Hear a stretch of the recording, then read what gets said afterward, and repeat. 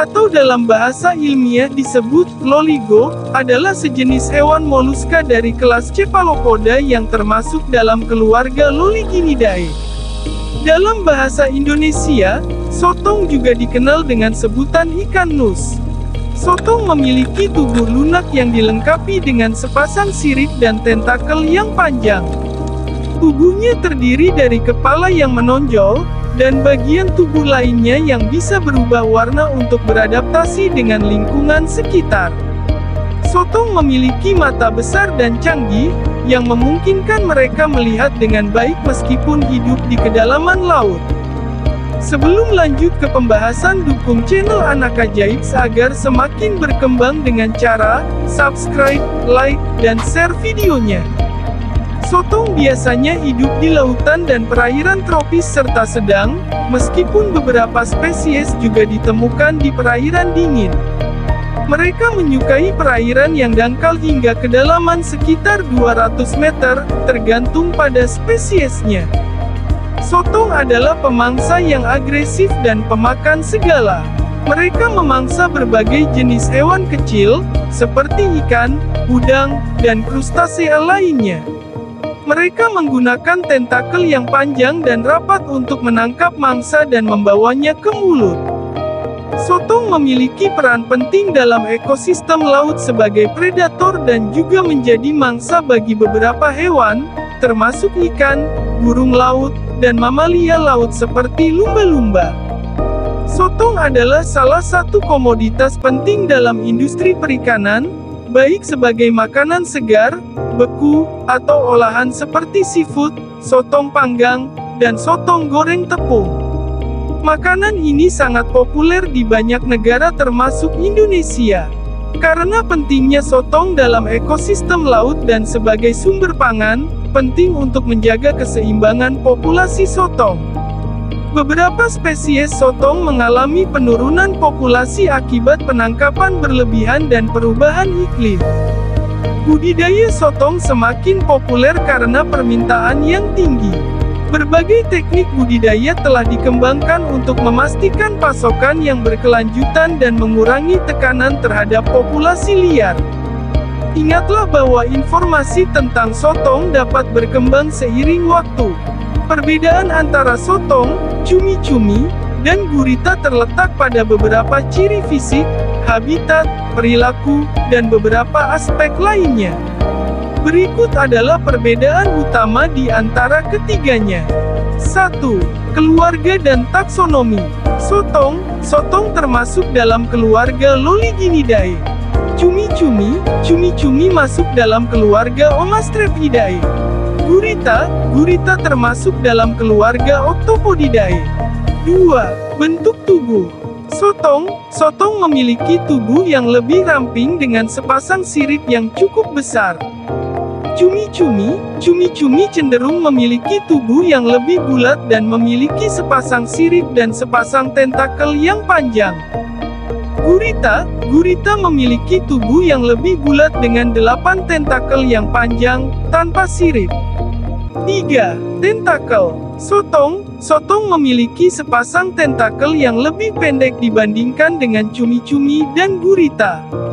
Di antara tentakelnya, ada 2 tentakel yang lebih panjang, yang disebut lengan atau penangkap klap yang digunakan untuk menangkap mangsa.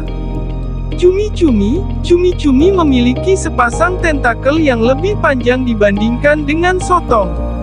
Salah satu tentakelnya biasanya lebih panjang dari yang lain dan disebut tentakel manusia, tentakel manus. Gurita memiliki 8 tentakel yang panjang, dan ke-13 tentakel dianggap lebih pendek dan berfungsi sebagai organ sensorik.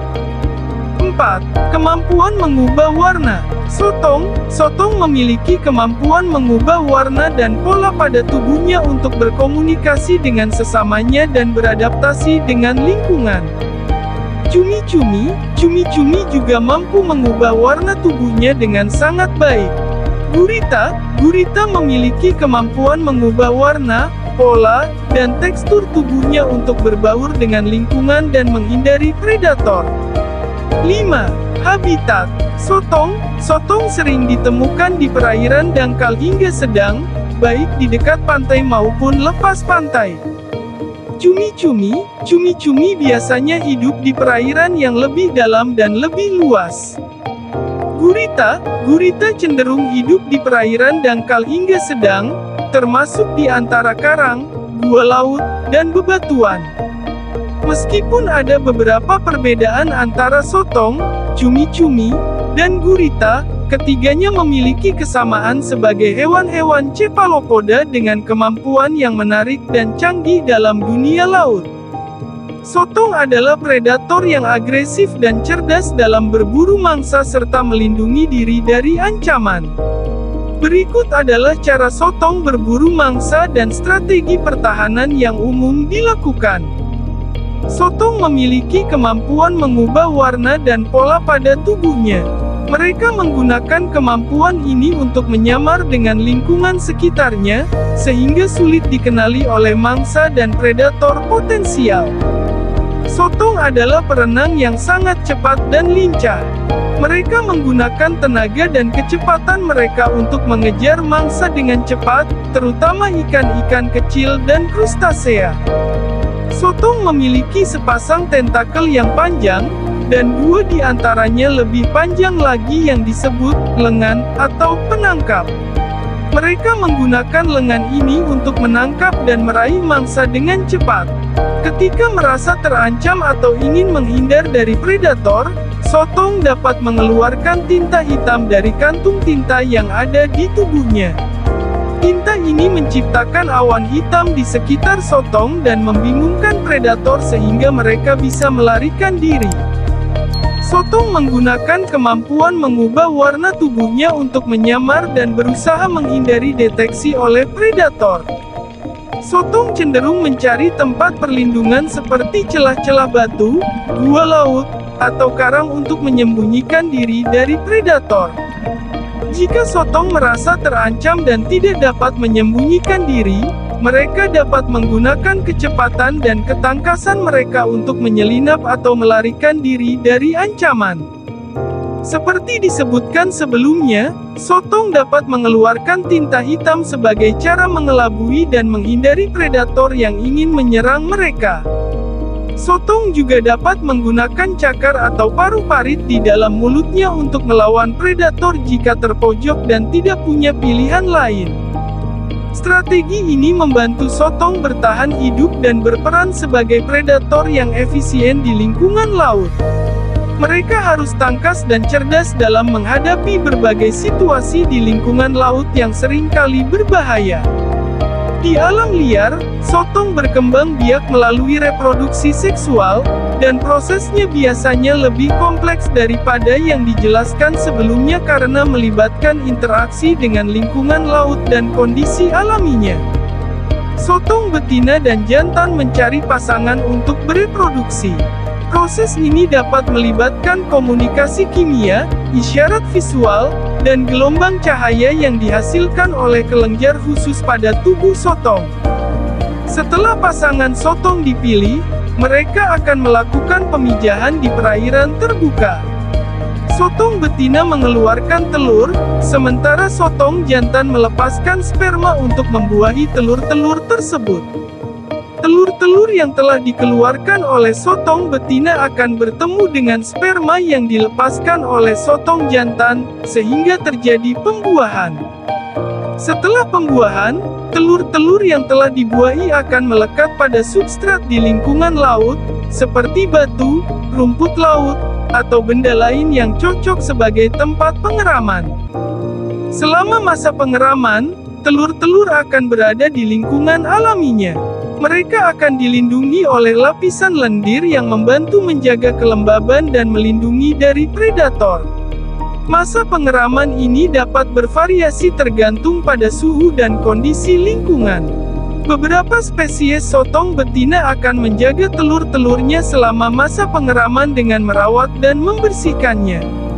Namun, tidak semua spesies sotong melakukannya. Setelah masa pengeraman selesai, telur-telur akan menetas dan menghasilkan larva sotong yang sangat kecil. Larva sotong akan bermigrasi menuju perairan terbuka untuk menghindari predator dan mencari sumber makanan yang cukup. Migrasi ini adalah bagian kritis dari tahap pertumbuhan awal larva sotong.